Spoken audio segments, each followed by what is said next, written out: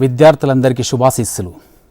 ఈరోజు మనం 7వ తరగతి తెలుగు వాచకంలోని చదువు అనే పాఠ్యభాగం గురించి తెలుసుకుందాం. చదువు అనే పాఠ్యభాగంలో కవి పరిచయం, నేపథ్యం, ప్రక్రియ, పద్యాలు ఎలా చదవాలో అనే విషయాల గురించి తెలుసుకుందాం. ఈ పాఠ్యభాగం ద్వారా మనం సాధించాల్సిన సామర్థ్యాలని చూద్దాం. కవి గురించి తెలుసుకొని సొంత మాటల్లో రాయగలగడం మరియు చదవగలగడం, చదువు వల్ల కలిగే ప్రయోజనాలు తెలుసుకొని సొంత మాటల్లో రాయగలగడం, అలాగే చదవగలగడం, పద్యాలను రాగయుక్తంగా భావయుక్తంగా చదవగలగడం. ఈ పాఠ్యభాగం ద్వారా సాధించాల్సిన సామర్థ్యాలు తెలుసుకున్నాం కదా. చదువు యొక్క గొప్పదనాన్ని తెలిపే ఈ పాటను విందాం. చదువుతోనే విజ్ఞానం, చదువు లేక అజ్ఞానం. చదువు నీకు నేర్పుతుంది సంస్కృతి సంస్కారం. చదువుతోనే విజ్ఞానం, చదువు లేక అజ్ఞానం. చదువు నీకు నేర్పుతుంది సంస్కృతి సంస్కారం. ఇలలో నా చదువుకుంటే ఇంజనీరు కావచ్చు. ఇలలో నా చదువుకుంటే ఇంజనీరు కావచ్చు. వైదుష్యం కలిగి ఉంటే వైద్యుడవైపోవచ్చు. చదువుతోనే విజ్ఞానం, చదువు లేక అజ్ఞానం. చదువు నీకు నేర్పుతుంది సంస్కృతి సంస్కారం. లౌకికం కలిగి ఉంటే లాయరు వైపోవచ్చు. లౌకికం కలిగి ఉంటే లాయరు వైపోవచ్చు. తెలుగు నీవు నేర్చుకుంటే తెలివినెంతో పంచవచ్చు. చదువుతోనే విజ్ఞానం, చదువు లేక అజ్ఞానం. చదువు నీకు నేర్పుతుంది సంస్కృతి సంస్కారం. సంస్కారపు తోవ నీకు తల్లిదండ్రులు నేర్పిరిగా. సంస్కారపు తోవ నీకు తల్లిదండ్రులు నేర్పిరిగా. ప్రేమ పంచు రామునిలా అన్నదమ్ములుండవచ్చు. చదువుతోనే విజ్ఞానం, చదువు లేక అజ్ఞానం. చదువు నీకు నేర్పుతుంది సంస్కృతి సంస్కారం. అనురాగము ఆప్యాయత అందరికీ పంచవచ్చు. అనురాగము ఆప్యాయత అందరికీ పంచవచ్చు. సంఘానికి సేవ చేసి సద్బుద్ధిని పొందవచ్చు. చదువుతోనే విజ్ఞానం, చదువు లేక అజ్ఞానం. చదువు నీకు నేర్పుతుంది సంస్కృతి సంస్కారం. చదువు నీకు నేర్పుతుంది సంస్కృతి సంస్కారం. చదువు నీకు నేర్పుతుంది సంస్కృతి సంస్కారం. చదువుకోవడం వల్ల విజ్ఞానం పెరుగుతుంది, అజ్ఞానం తరుగుతుంది. సంస్కృతి సంస్కారం అలవడుతుంది. ఒక గొప్ప ఇంజనీరు కావచ్చు, ఒక గొప్ప డాక్టరు కావచ్చు, ఒక గొప్ప లాయరు కావచ్చు, ఒక గొప్ప నాయకుడైపోవచ్చు, ఒక మంచి ప్రవర్తన కలిగిన వ్యక్తిగా మారవచ్చు. అట్లాగే తల్లిదండ్రులకు సేవ చేసే ఒక గొప్ప వ్యక్తిగా కూడా ఉండవచ్చు. ప్రేమను పంచే రామునిలాగా, అన్నదమ్ముల్లాగా మెలగవచ్చు. అనురాగం ఆప్యాయతను అందరికీ పంచొచ్చు. సంఘానికి సేవ చేసే ఒక గొప్ప వ్యక్తిగా కూడా ఉండవచ్చు. ఇలా చదువుకోవడం వల్ల ఎన్నో లాభాలున్నాయి. చదువు అనేది పెరుగుతూనే ఉంటుంది, ఎప్పటికీ తరగదు. చదువు ఎన్నో లాభాలను, ఎన్నో ప్రయోజనాలను కలిగిస్తుంది. చదువుకోవడం వల్ల ఎన్నో లాభాలే ఉంటాయి, కానీ నష్టాలు ఏమాత్రం ఉండవు. అట్టడుగు స్థాయి నుంచి ఉన్నత స్థానానికి చేరిన ఎంతోమంది గొప్పవాళ్ళు చరిత్రలో ఉన్నారు. ఆర్థికంగా, సామాజికంగా, కుటుంబపరంగా ఎన్నో ఒడిదుడుకులు ఎదుర్కొన్నప్పటికి కూడా చదువుకోవడానికి వారికి ఏమాత్రం ఆటంకం కలగలేదు. అలాంటి వారు చరిత్రలో ఎందరో ఉన్నారు. చదువుకొని ఉన్నతమైనటువంటి స్థానానికి చేరిన వారిలో కొందరిని మనం ఈ చిత్రాల ద్వారా చూద్దాం. అబ్రహం లింకన్ అమెరికా సంయుక్త రాష్ట్రాలకు 16వ అధ్యక్షుడిగా ఎంపికై చరిత్రలో నిలిచిన గొప్ప వ్యక్తి. సామాన్యమైన రైతు కుటుంబంలో జన్మించి ఎంతో కష్టాలను అనుభవించాడు. సవతి తల్లి పెంపకంలో గారాబంగా పెరిగినప్పటికీ నిరుపేద కుటుంబంలో జీవిస్తూ చదువును మాత్రం ఆపలేదు. సొంతంగా పనిచేసి సంపాదించి లా వరకు చదివారు. అలా చిన్నప్పటి నుంచి ఎంతో కష్టపడి చదివి అన్ని దేశాల్లోకెల్లా గొప్ప దేశంగా పేరు పొందిన అమెరికాకే అధ్యక్షుడయ్యారు. అమెరికాకు అధ్యక్షుడు కావాలని కలలు కనేవాడు. నిద్రలేని రాత్రులు గడిపాడు. అనుకున్నది సాధించి 2 సార్లు అమెరికాకి అధ్యక్షుడయ్యారు. అలాగే చరిత్రలో మరో గొప్ప వ్యక్తి ఏపీజే అబ్దుల్ కలాం. ఏపీజే అబ్దుల్ కలాం పూర్తి పేరు అవుల్ ఫకీర్ జైనులాబ్దీన్ అబ్దుల్ కలాం. తమిళనాడులోని రామేశ్వరంలో జన్మించారు. అదిగో ఆ చూస్తున్న ఆ ఇల్లే అబ్దుల్ కలాం గారు జీవించినటువంటి ఇల్లు. ఇప్పుడు ఇది పూర్తిగా రూపురేఖలు మారిపోయింది. వీరిది మధ్యతరగతి ముస్లిం కుటుంబం. చిన్నప్పుడు వీధుల్లో పేపర్లు వేసేవారు. ఎంతో కష్టపడి చదివాడు. కుటుంబపరంగా ఆర్థిక పరంగా ఎన్నో ఒడిదుడుకులు ఎదుర్కొన్నాడు. ఏరోనాటిక్ ఇంజనీరింగ్ పూర్తి చేశాడు. 1962లో భారతీయ అంతరిక్ష పరిశోధనా సంస్థ ఇస్రోలో చేరారు. శాస్త్రవేత్తలతో కలిసి కృత్రిమ ఉపగ్రహాలు తయారు చేశారు. ఆ విధంగా అగ్ని, పృథ్వీ, క్షిపణి మొదలైన మిసైళ్లు తయారు చేయడంలో కీలక పాత్ర వహించారు. పోఖ్రాన్ 2 అణుపరీక్షలు విజయవంతం చేశారు. అలా దేశానికే ఎంతో గొప్ప పేరు ప్రతిష్టలు సంపాదించి పెట్టారు. దేశం గుర్తించి పద్మభూషణ్, పద్మవిభూషణ్, భారతరత్న వంటి బిరుదులు ఇచ్చారు. 2002 జూలై 18వ తారీఖున భారత రాష్ట్రపతిగా ఎంపికై భారతదేశ ఖ్యాతిని చాటిన గొప్ప వ్యక్తి ఏపీజే అబ్దుల్ కలాం. చరిత్రలో మరో వ్యక్తి doctor B R Ambedkar. Doctor B R Ambedkar పూర్తి పేరు భీమ్రావ్ రామ్జీ అంబేద్కర్. వీరి ముందు పేరు భీమ్రావ్ రామ్జీ అంబావాడికర్. అంబేద్కర్ ప్రతిభా పాటవాలు మెచ్చిన అతని ఉపాధ్యాయుడు అంబావాడికర్ అనే పదాన్ని మార్చి అంబేద్కర్ అని పిలిచినప్పటి నుండి భీమ్రావ్ రామ్జీ అంబేద్కర్ అనే పేరుగా స్థిరపడింది. అంబేద్కర్ మహారాష్ట్రలోని రత్నగిరి జిల్లాలో ఉన్న అంబావాడి అనే గ్రామంలో 14 ఏప్రిల్ 1891లో జన్మించారు. వీరి తండ్రి పేరు మాలోజీ సాక్పాల్, తల్లి పేరు భీమాభాయ్. ఈ దంపతులకు అంబేద్కర్ 14వ సంతానం వారు. అంబేద్కర్ బాబాసాహెబ్గా ప్రసిద్ధులు.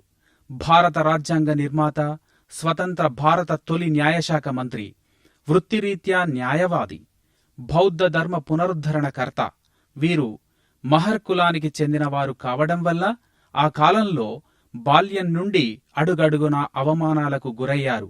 బీదరికాన్ని ఎదుర్కొంటూ స్వయం కృషితో, స్వీయ ప్రతిభతో చదువుకున్న గొప్ప వ్యక్తి. వారిది పెద్ద కుటుంబం. ఒకే గదిలో జీవించేవారు. వీధి దీపాల కింద కూర్చుని చదివారు. జీవితాంతం సమయానికి విలువనిచ్చేవారు. పుస్తకాలంటే ఇష్టం. ఎంత చదివినా తనివి తీరేది కాదు. వారు నడిచే గ్రంథాలయం వంటివారు. విదేశాలకు వెళ్ళినప్పుడల్లా కొన్ని వేల పుస్తకాలను కొనేవారు. అలా సేకరించిన పుస్తకాలు వారి తదనంతరం వివిధ గ్రంథాలయాలకు కానుకగా ఇవ్వబడ్డాయి.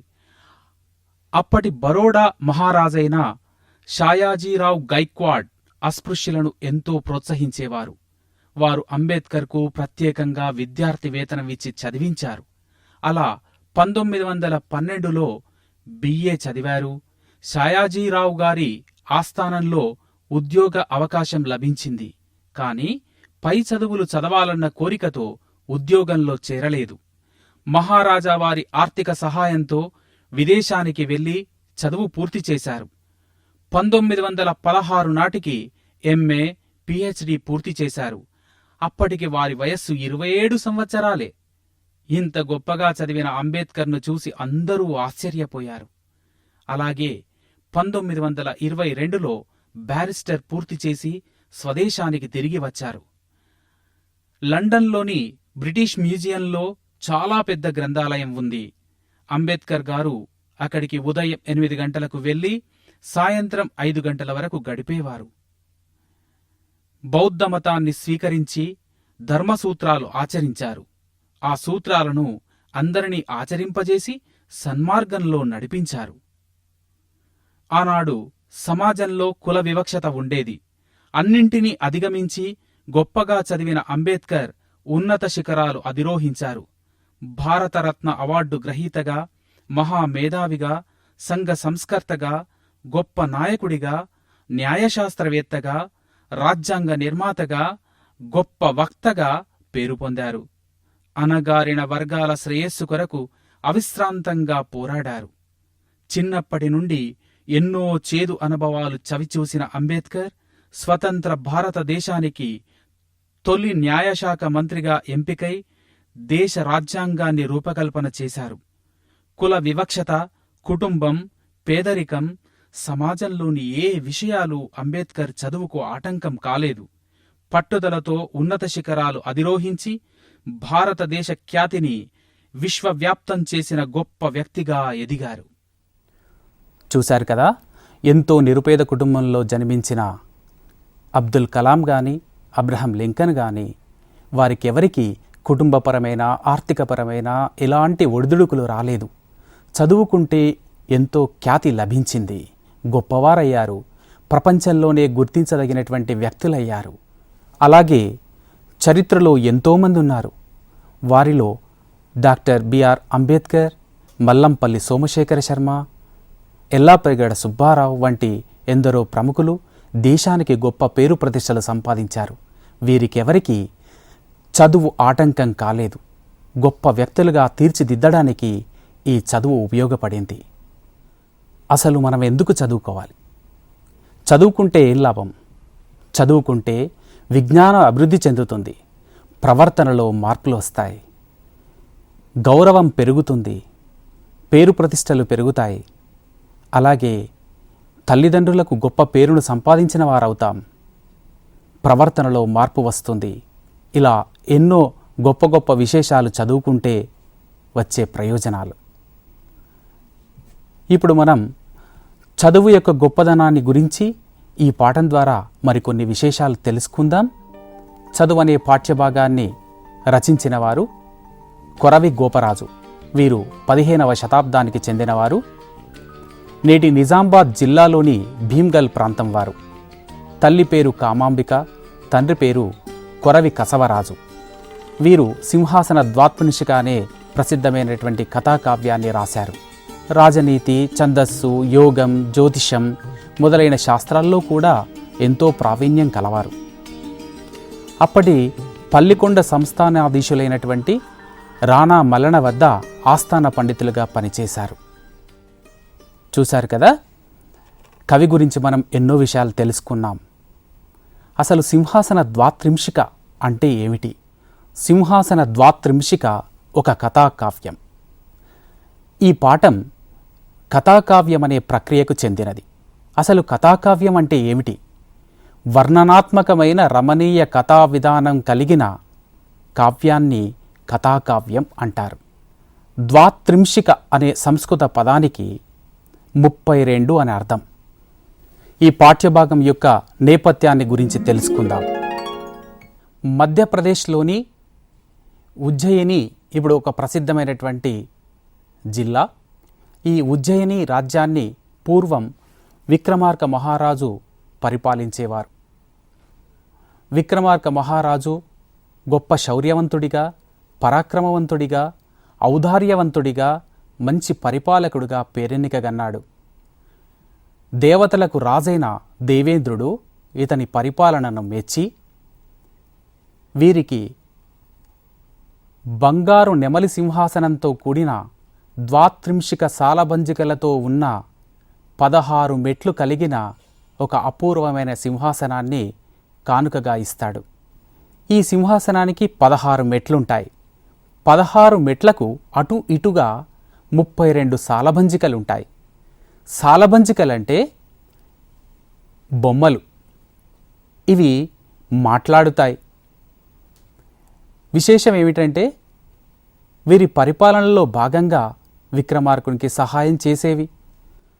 విక్రమార్క మహారాజు తదనంతరం భోజమహారాజు కాలం వస్తుంది.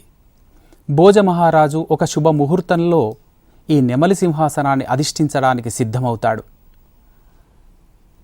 అలా సింహాసనం దగ్గరికి రాగానే మెట్లపైన ఉన్న ఒక సాలబంచిక ఇలా పలుకుతుంది, ఓ భోజమహారాజా,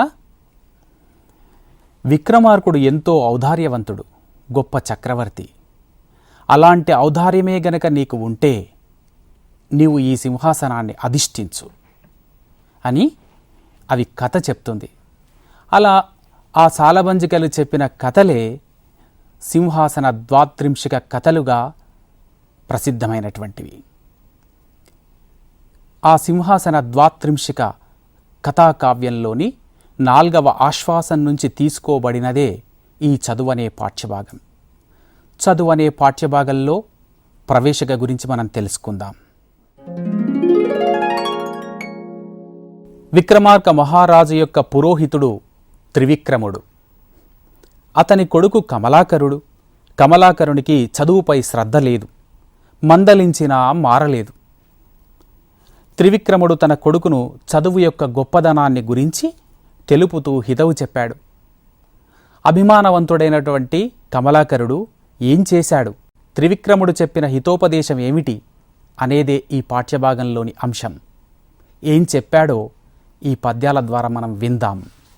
పిల్లలు, మనం ఇప్పుడు పద్యాలు భావయుక్తంగా రాగయుక్తంగా ఎలా చదవాలో చూద్దాం. 1వ పద్యం. భట్టి మంత్రి సైన్యపాలి గోవింద చంద్రుడు త్రివిక్రముడు పురోహితుండు అప్పురోహితునకు నాత్మజుండగు కమలాకరుండన నవివేకి గలడు. 2వ పద్యం. కమలాకరుడా కమలాకర సాదృశముగా జడాశయుడైనన్ శోకము మది బొదలంగ వివేకము పుట్టింపదండ్రి వెరవున దూరెన్. 3వ పద్యం. చుట్టములకు తల్లిదండ్రుల కెట్టి ఎడంబ్రియము నెడపని చదువుల్ గట్టిగా నెరుగని పుత్రుడు పుట్టుట కులమునకు దేవులు పుట్టుట చుమ్మీ. 4వ పద్యం. విను ముత్తమమగు పుట్టువు గను పట్టెడు నట్టి రూపుగల మోదుగు పువ్వును మూర్కుండును బ్రబలెడు వనమున భవనమున దగిన వాసన గలదే. 5వ పద్యం. పరులకు సోదరులకు భూవరులకు గొనరాదు సర్వవశ్యము తానెవ్వరికిచ్చిన గోటి గుణోత్తర వృద్ధి భజించు విద్య తన ధనమెపుడున్. 6వ పద్యం. పరభూమికి జనుచో దస్కరులకు నగపడదు వ్రేగుగా దెచ్చట నెవ్వరినైన హితుల జేయును ధరలో మరి విద్యబోల ధనములు గలవే. 7వ పద్యం. గద్యము పద్యమున్ బెనుప గైకొనుటుండే ధ్రువా ప్రబంధ సంపద్యుతుడౌటయుండే మృదు భాషల ప్రొతులు పుచ్చుటుండే లోకోద్యమ లక్షణం బెరుగుటుండే గడున్ భజించుగాక ఏ విద్యలు నేరడేని పశువేయగుగాదె గణించి చూచినన్. 8వ పద్యం. సంగీతంబు గవిత్వ తత్వమును సౌజన్యంబు భావంబు సత్సాంగత్యంబు నెరుంగడేని భువి నాశ్చర్యంబుగా వాలమున్ శృంగద్వంద్వములేని ఎద్దతడన్ జల్లున్ దృణంబాతడయ్యాంగీకంబున మేయడాపసుల భాగ్యం బిచ్చటన్ గల్గుటన్. 9వ పద్యం.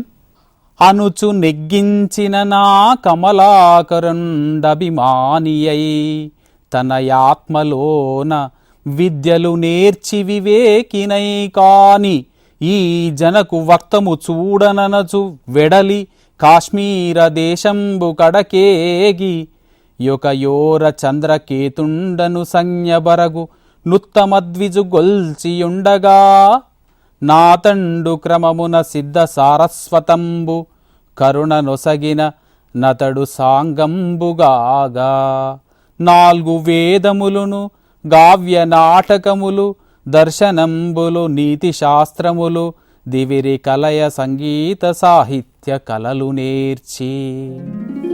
10వ వచనం. అభిజ్ఞుండై గురునానతి వడసి తిరిగి దేశ విశేషంబులన్ జూడం జరించుచు.